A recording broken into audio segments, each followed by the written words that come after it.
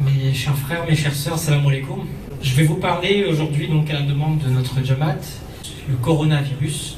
Donc la Chine continentale, Singapour, Corée du Sud, l'Iran, l'Italie. Qu'est-ce que ça entraîne le coronavirus? Dans 80% des cas, il ne se passe rien. Ou alors, on a des symptômes légers, style fatigue, rhume, le nez qui coule, une décourbature, une toux sèche, et puis des maux de gorge. Figure, dans 15% des cas, ce virus, qui est le coronavirus, va entraîner une infection pulmonaire, une difficulté respiratoire, c'est-à-dire un essoufflement, une toux qui sera un peu plus productive, fièvre, des douleurs à la poitrine, et puis un sentiment de mal-être, un malaise. Dans 5% des cas, et c'est là où c'est un peu embêtant, c'est grave, c'est que malheureusement, ça peut entraîner une détresse respiratoire aiguë, bref, une difficulté respiratoire qui va nécessiter un transfert en réanimation, des soins vraiment intensifs.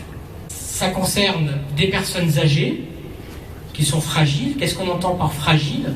Des personnes qui ont déjà des pathologies de base, c'est-à-dire une insuffisance cardiaque, une insuffisance respiratoire, les asthmatiques, les diabétiques, les hypertendus, et aussi ceux qui fument. Comment ça se transmet, cette histoire? Postillons. Alors les postillons, c'est quoi? C'est lorsqu'on tousse, on postillonne, lorsqu'on éternue, on postillonne, et lorsqu'on parle parfois, quel cas de figure? Diapo suivant, le contact. Le contact, c'est le fait de serrer la main, par exemple, le fait de s'embrasser, de façon donc étroite, c'est-à-dire moins d'1 mètre, hein, donc un contact assez étroit, prolongé, et puis avec les mains. Donc vous revenez d'une zone à risque. Vous n'avez pas de symptômes.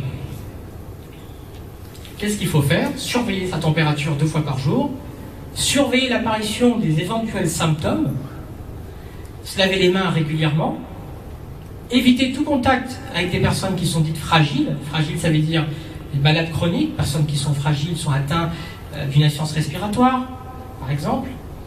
Éviter de fréquenter des lieux où il y a un grand rassemblement et éviter toute sortie donc voilà, non indispensable, grand rassemblement, etc. Ça pendant environ 14 jours. Vous venez d'une zone à risque et là vous avez des symptômes qui apparaissent.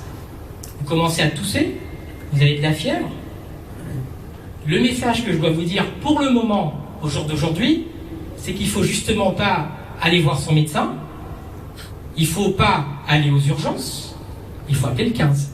On demande aujourd'hui aux gens de se laver les mains très régulièrement, de tousser, d'éternuer dans son coude, de saluer sans se serrer la main et éviter les embrassades, et puis utiliser des mouchoirs à usage. Est-ce qu'il y a un vaccin?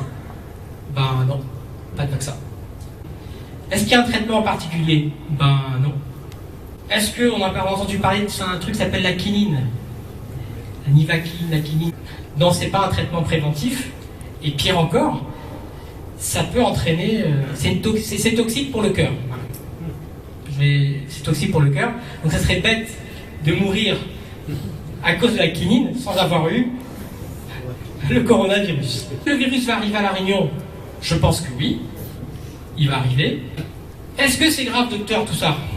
Oui, parce que c'est un virus qui est un peu plus contagieux que celui de la grippe. Enfin, c'est un virus qui vient d'émerger, et donc on ne sait pas comment ça va évoluer. Est-ce qu'il va y avoir une mutation? Est-ce qu'il est stable?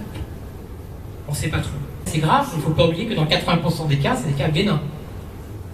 D'accord?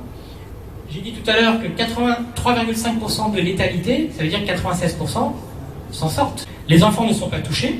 Ce qui est bien, c'est que le coronavirus, il est facilement inactivé lorsque vous vous nettoyez les mains assez régulièrement et lorsque vous passez une solution de nettoyage. Regardez, il faut être prudent, il faut faire un juste milieu entre la prudence et la psychose qui, malheureusement, peut parfois nous emmener vers l'erreur.